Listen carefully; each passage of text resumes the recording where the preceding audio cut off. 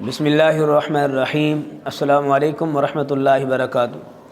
سامعین محترم، آج آپ تمام احباب سے گزارش ہے، خصوصاً میری یہ ویڈیو کا پیغام آج ان نوجوان بھائیوں اور بہنوں کے نام ہے کہ جو گانوں کو بڑی شوق سے سنتے ہیں، اور ہمارے حکمرانوں کی یہ بدبختی ہے کہ ہمارے نوجوانوں کو مزید بے حیائی کا موقع فراہم کرنے کے لیے 28 ستمبر سے لے کر 12 اکتوبر تک انہوں نے میوزک فیسٹیول کے نام سے یہ ایک پروگرام شروع کر رکھا ہے، جس کا مقصد نوجوانوں میں بے حیائی پھیلانا ہے۔ بظاہر اگرچہ فیسٹیول کا نام دیا گیا ہے کہ ہم ان کو اپنے ثقافتوں کے حوالے سے آگاہ کریں گے، یہ صرف نام ہے، حقیقت میں گانے باجے اور نوجوان میں بے حیائی پھیلانا ہے۔ وہ ایک بڑا زبردست شعر ہے، نہ مردوں میں رہی شرم نہ عورتوں میں رہی حیا، خواہش نفس نے انسان کو حیوان بنا دیا۔ تو میرے بھائیوں، پہلے آپ یہ ایک ویڈیو سماعت فرمائیں جس میں جاوید غامدی جیسے جو حدیث کے منکر ہیں اور جاہل لوگ ہیں، جو بظاہر اپنے آپ کو مفکر سمجھتے ہیں مگر حقیقت میں وہ جاہل ہیں اور انہیں دین مصطفیٰ صلی اللہ علیہ وسلم کی ترجمانی کا نہ حق ہے اور نہ ان کو پتہ ہے کہ ترجمانی دین کی کیسے کی جاتی ہے۔ یہ وہ لوگ ہیں کہ جو خود کو مفکر سمجھتے ہیں۔ علامہ اقبال علیہ رحمہ کا مجھے شعر یاد آ گیا۔ علامہ اقبال فرماتے، دانش حاضر حجاب اکبرست، بت پرست و بت فروش و بت گرست۔ یہ وہی دانش حاضر ہیں جو خود بھی دین فروش ہیں اور دین فروشی کی صورت میں یہ بت گر بھی ہیں اور بت فروش بھی ہیں۔ تو آپ پہلے اس کی ذرا ویڈیو سماعت فرمائیں، پھر انشاءاللہ تعالی یہ جو گانے باجے ہیں اور اس حوالے سے میں چند باتیں عرض کرتا ہوں۔ آپ موسیقی کے بارے میں کیا کہنا چاہیں گے؟ آپ عمومی طور پہ یہی تصور پایا جاتا ہے کہ یہ اسلام میں حرام ہے۔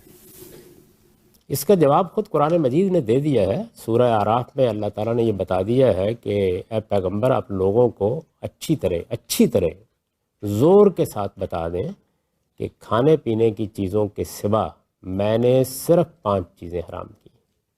یہ اللہ تعالیٰ کا ارشاد ہے کہ اے پیغمبر، آپ لوگوں کو بتا دیں کہ کھانے پینے کی چیزوں کے سوا میں نے صرف 5 چیزیں حرام کی ہیں، اور پھر اللہ تعالیٰ نے گن دی ہیں وہ چیزیں۔ فرماتے ہیں، میں نے بدکاری کو حرام کیا ہے، میں نے حق تلفی کو حرام کیا ہے، میں نے لوگوں کی جان، مال اور عزت کے خلاف کسی اقدام کو حرام کیا ہے، میں نے شرک کو حرام کیا ہے، میں نے اپنی طرف سے کسی چیز کو حرام قرار دینے کو حرام کیا۔ تو اس وجہ سے ان 5 چیزوں کے سوا کوئی چیز حرام نہیں۔ یہ خود قرآن مجید نے فیصلہ کر دیا۔ میں تو لوگوں سے کہتا ہوں کہ قرآن کی اس آیت کو اپنی میز پر رکھ چھوڑا کریں تاکہ حرام حلال کی بحث ہمیشہ کے لیے ختم ہو جائے۔ یہ آپ کے پروردگار کا ارشاد ہے، اور اس زور کے ساتھ ہے کہ کل انما حرم ربی، ان سے کہہ دو اے پیغمبر کہ میں نے صرف یہ چیزیں حرام کی۔ تو اس وجہ سے جو آدمی بھی اس کے سوا کسی چیز کو حرام کہتا ہے، وہ قرآن مجید کے اس سری ارشاد کے خلاف بات کرتا ہے۔ تمام فنون لطیفہ، خواہ وہ موسیقی ہے، خواہ وہ شاعری ہے، خواہ وہ ادب ہے، خواہ وہ افسانہ ہے، یہ سب بالکل حلال جائز ہیں۔ ان کا کنٹینٹ دیکھا جائے گا، اگر ان میں سے کوئی چیز، تو 5 چیزیں جو ہیں ان میں سے کوئی چیز پائی جاتی ہے تو پھر اس کے اوپر گفتگو کی جائے گی۔ حرام صرف وہ چیزیں ہیں۔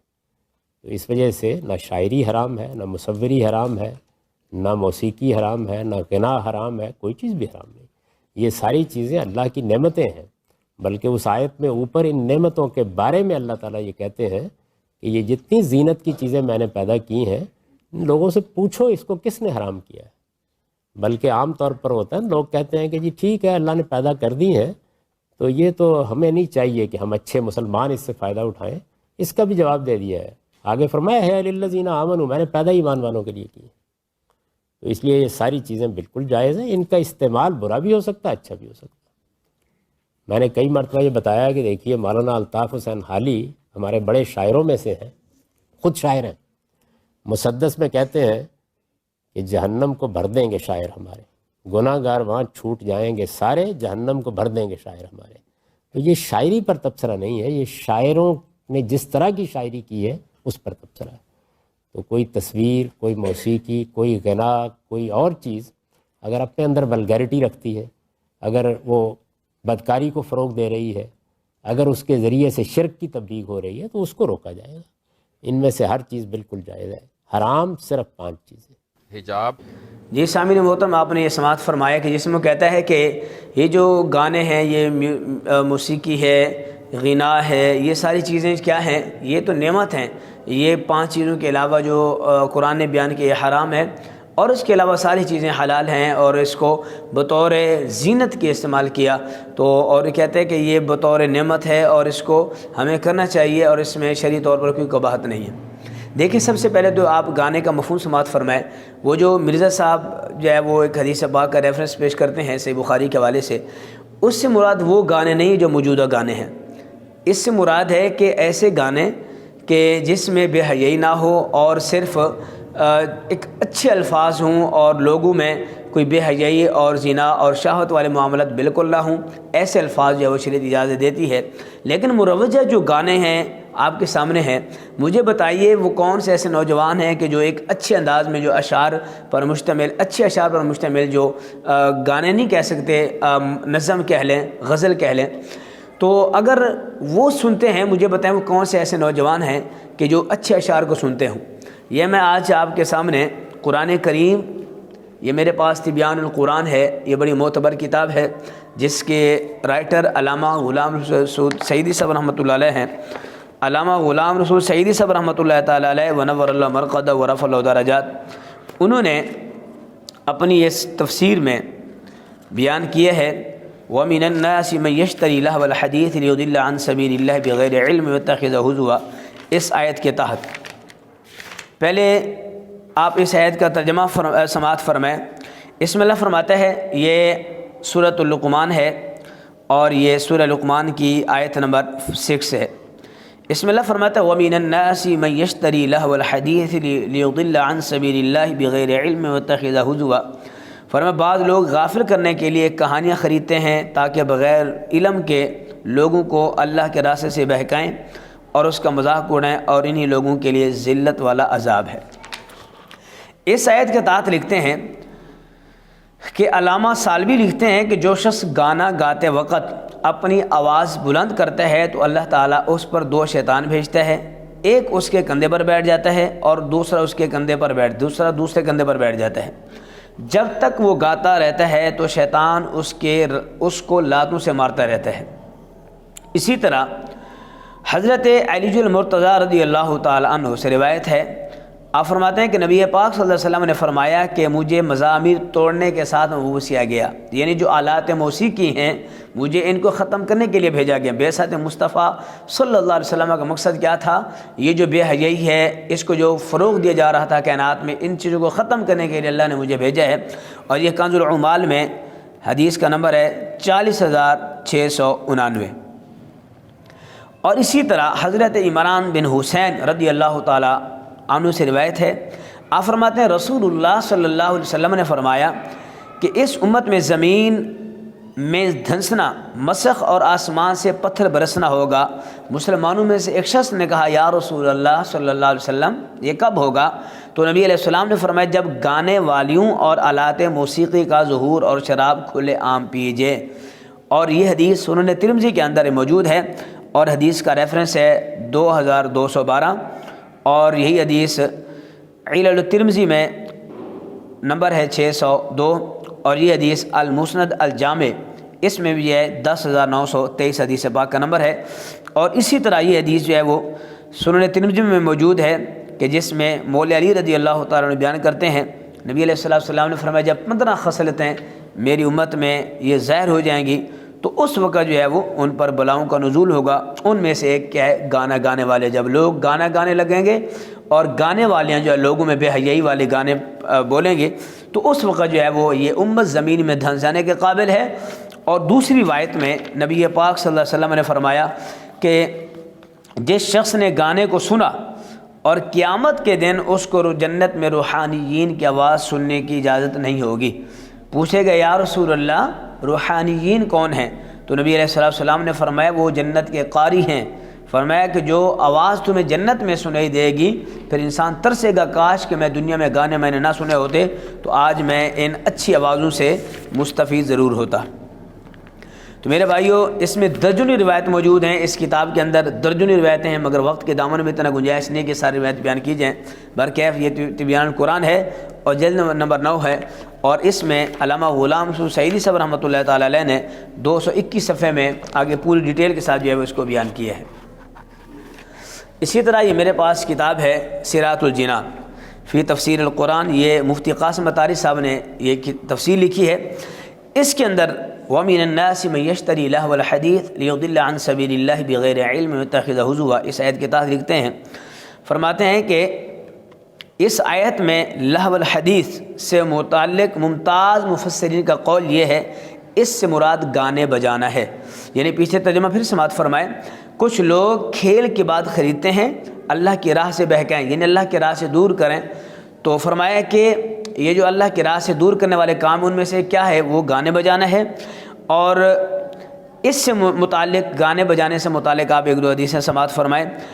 حضرت عمران بن حسین رضی اللہ تعالیٰ عنہ سے روایت ہے کہ رسول اکرم صلی اللہ علیہ وسلم نے فرمایا، اس امت میں زمین میں دھنسنا، مسخ ہونا اور آسمان سے پتھر برسنا ہوگا۔ مسلمانوں میں ایک شخص نے عرض کیا، یا رسول اللہ یہ کب ہوگا؟ ارشاد فرمایا، جب گانے والیوں اور موسیقی کے آلات کا ظہور اور شرابیں عام پی جائیں گی۔ اور اسی طرح فتاوی رضویہ شریف کی 24ویں جلد میں موجود ہے کہ مزامیر یعنی لہو و لعب کے آلات لہو و لعب کے طور پہ سننا اور سنانا بلا شبہ حرام ہیں۔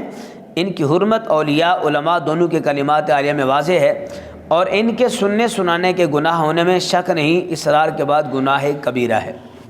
تو یہ سراۃ الجنان ہے، اس کے اندر بھی پوری ڈیٹیل موجود ہے، اگر کوئی صاحب پڑھنا چاہے آپ کو انٹرنیٹ سے بھی یہ تفسیر مل سکتی ہے۔ اور اسی طرح یہ میرے پاس تفسیر ابن کثیر ہے، علامہ ابن کثیر علیہ الرحمہ کی، اس کے اندر بھی انہوں نے وَمِنَ النَّاسِ مَن يَشْتَرِي لَهْوَ الْحَدِيثِ لِيُضِلَّ عَن سَبِيلِ اللَّهِ بِغَيْرِ علم کے تحت لکھا ہے۔ حضرت عبداللہ بن مسعود فرماتے ہیں کہ لہو الحدیث سے مراد غنا اور گانا بجانا ہے۔ ایک مرتبہ آپ سے اس آیت کا مطلب پوچھا گیا تو آپ نے 3 مرتبہ قسم اٹھا کر فرمایا اس سے مراد گانا اور غنا ہے۔ اور اسی طرح حضرت ابن عباس، جابر اور اکرمہ، سعید بن جبیر، مجاہد، مقول، عمر بن شعیب اور علی بن حذیمہ اور حسن بصری فرماتے ہیں کہ یہ آیت غنا اور گیتوں کے متعلق نازل ہوئی۔ یہ جو موجودہ گانے ہیں اس کو عربی میں غنا کہتے ہیں، فرمایا کہ اس کے متعلق یہ جو ہے آیت کریمہ اللہ تعالیٰ نے اتاری۔ اسی طرح یہ میرے پاس تفسیر قرطبی ہے، الجامع لاحکام القرآن، امام قرطبی علیہ الرحمہ کی تفسیر ہے۔ اس کے اندر جو ہے وہ انہوں نے بیان فرمایا ہے، فرماتے ہیں کہ وَمِنَ النَّاسِ مَن يَشْتَرِي لَهْوَ الْحَدِيثِ کے تحت فرماتے ہیں کہ لہو الحدیث سے مراد کیا ہے؟ الغنا ہے۔ اور حضرت عبداللہ بن عمر بھی فرماتے ہیں کہ لہو الحدیث سے مراد الغنا ہے، غنا سے مراد گانے گانا۔ اور حضرت عبداللہ بن مسعود کا قول حضرت امام قرطبی علیہ الرحمہ نے نقل کیے ہے، آپ فرماتے ہیں الغناء ينبت النفاق فی القلب، یہ جو گانے ہیں یہ دلوں میں منافقت پیدا کرتے ہیں۔ اور امام حسن نے کہا کہ لہو الحدیث المعازف والغنا، فرمایا اس سے مراد یہ موسیقی کے آلات ہیں اور گانے ہیں۔ اور قاسم بن محمد نے کہا الغناء باطل والباطل فی النار، یہ جو گانے ہیں یہ باطل ہیں اور ہر باطل جو ہے وہ جہنم میں ہے۔ اگلی حدیث پاک آپ سماعت فرمائیے، جس میں امام قرطبی علیہ الرحمہ فرماتے ہیں کہ من استمع الی صوت غناء، فرمایا کہ جس شخص نے گانوں کی آواز کو سنا، لم یؤذن له ان یسمع الروحانیین، اس کو کل قیامت کے دن اس کو اجازت نہیں دی جائے گی کہ وہ روحانیین کی آواز کو سماعت کرے۔ فقیل ومن روحانیون یا رسول اللہ، پوچھے گیا یا رسول اللہ روحانیون کون ہیں؟ تو قال النبی صلی اللہ علیہ وسلم قراء اہل الجنہ، فرمایا کہ یہ اہل جنت کے قراء ہوں گے کہ جو خوبصورت انداز میں وہ اشعار پڑھیں گے اور خوبصورت آواز میں وہ لوگوں کو سنائیں گے، اور اس صورت میں وہ لوگ محروم رہیں گے کہ جن لوگوں نے دنیا میں گانے وغیرہ سنے ہوں گے۔ فرمایا خرجہ ترمذی الحکیم ابو عبداللہ فی نوادر الاصول، اس کو امام ترمذی حکیم ابو عبداللہ نے نوادر الاصول میں نقل کیا ہے۔ اسی طرح ایک اور روایت سماعت فرمائیں، من مات وعنده جاریۃ مغنیۃ فلا تصلوا علیہ، فرمایا کہ جو شخص مرا اور اس کے بعد گانے گانے والیاں تھیں، فرمایا کہ اس پر جنازہ نہ پڑھا جائے۔ اسی طرح اور آپ سماعت فرمائیں یہ میرے پاس شرح صحیح مسلم ہے، اس کے اندر علامہ غلام رسول سعیدی صاحب رحمۃ اللہ تعالی علیہ بہت مفصل گفتگو فرمائی ہے۔ آپ اس میں لکھتے ہیں کہ حضرت ابو ہریرہ رضی اللہ تعالیٰ عنہ بیان کرتے ہیں کہ رسول اللہ صلی اللہ علیہ وسلم نے فرمایا کہ آخر زمانہ میں میری امت کی ایک قوم مسخ کر کے بندر اور خنزیر بنا دیا جائے گا۔ صحابہ نے عرض کی یا رسول اللہ صلی اللہ علیہ وسلم، خواہ وہ اس بات کی شہادت دیتے ہوں کہ آپ اللہ کے رسول ہیں، وہ اللہ کے سوا کوئی عبادت کے مستحق نہیں؟ آپ نے فرمایا ہاں، خواہ وہ نمازیں پڑھتے ہوں، روزے رکھتے ہوں، حج کرتے ہوں۔ صحابہ نے عرض کی یا رسول اللہ ان کے کیا جرم ہوگا؟ تو آپ نے فرمایا وہ عورتوں کا گانا سنیں گے اور باجوں کو بجائیں گے، شرابیں پئیں گے، اسی لہو و لعب میں رات بسر کریں گے، صبح کو وہ بندر و خنزیر بنا دیے جائیں گے۔ یہ میرے پاس صحیح مسلم ہے، اور اس حدیث پاک کو امام مسلم علیہ الرحمہ نے بیان کیا ہے، اور یہی حدیث پاک عمدۃ القاری شرح صحیح بخاری میں امام بدر الدین عینی رحمۃ اللہ تعالی علیہ نے بیان کیا ہے، جلد نمبر 2 صفحہ نمبر 177 میں۔ اور اسی طرح ایک اور حدیث پاک سماعت فرمائیے، حضرت شریح نے دف کی آواز سنی تو فرمایا کہ جس گھر میں دف ہو اس میں فرشتے داخل نہیں ہوتے۔ اور اس حدیث پاک کو علامہ امام ترمذی علیہ الرحمہ نے بیان کیا ہے، فرماتے ہیں عبداللہ ابن عمر رضی اللہ تعالیٰ عنہما سے روایت ہے کہ رسول اللہ صلی اللہ علیہ وسلم نے فرمایا میری امت پر شراب، جوا، بانسری، طبل اور آلات موسیقی کو حرام کر دیا ہے، وتر کی نماز زیادہ کر دی ہے۔ اور یہ جو حدیث پاک ہے یہ مسند امام احمد بن حنبل میں موجود ہے، جلد نمبر 2 صفحہ نمبر 165 میں۔ اسی طرح حضرت ابو مالک اشجعی رضی اللہ تعالیٰ عنہ سے بیان کرتے ہیں کہ رسول اللہ صلی اللہ علیہ وسلم نے فرمایا میری امت کے بعض لوگ شراب کا نام بدل کر اسے پئیں گے، ان کے پاس آلات موسیقی بجائے جائیں گے اور گانے والیاں ہوں گی، اللہ تعالیٰ ان کو زمین میں دھنسا دے گا اور ان کو بندر اور خنزیر بنا دے گا۔ اسی طرح ایک اور روایت آپ سماعت فرمائیے، اور یہ جو روایت ہے یہ امام بہقی علیہ الرحمہ نے سنن الکبری میں روایت نقل کی ہے، اور جلد نمبر 10 ہے، صفحہ نمبر 222 ہے۔ حضرت علی مرتضیٰ رضی اللہ تعالیٰ عنہ بیان کرتے ہیں کہ رسول اللہ صلی اللہ علیہ وسلم نے فرمایا مجھے آلات موسیقی کو توڑنے کے لیے مبعوث کیا گیا ہے۔ پھر رسول اللہ صلی اللہ علیہ وسلم نے فرمایا گانے والے مرد اور گانے والی عورتوں کی کمائی حرام ہے، اور زانیہ کی کمائی حرام ہے، اور اللہ تعالیٰ نے اپنے اوپر لازم کر لیا کہ مال حرام سے پلنے والے بدن کو جنت میں داخل نہ فرمائے۔